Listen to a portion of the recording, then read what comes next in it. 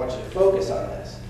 And so for me, that just hit me right between the eyes. I mean, this guy, he got it, right? So when I measure the success of what I do, when I think about the patients I've seen, when I think I'm getting a little bit lazy, whatever, I think about these people that this guy's life has changed forever. And not only his life, but think about his children. You know, I just had a son about a year ago. It's a year, he's 13 months. And I think about that every time. Almost every time I see him, I think about this patient. Because I can't imagine what it was like for this guy's kids. For however long, however old they were, he had 3 kids. But to deal with somebody that was so subluxated, not just in his spine, but mentally, for so long, and what that would have done to them for the rest of their lives, how they would have interacted with their children, their wives, what they would have done for their community.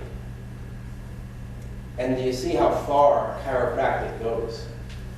And I realized the adjustment's amazing, but the philosophy is what I sell. People come to me not for the adjustment. Yes, the adjustment is important, and it's almost one tool I use to educate them so that they understand what the principle is. But the people that get it, they get it. And then, what does it look like when you get it? Are you getting it? Do you live it? When you sit down at the dinner table, are you eating things? I mean, it's simple things a lot of times. I mean, when you're not congruent with yourself, how does that feel? Do you feel it? If you don't feel it, you got to start getting it. You got to dive into some green books. You got to start listening to some philosophy. You got to do something. Because if you're sitting there doing things that are not congruent with the philosophy, how can that possibly be?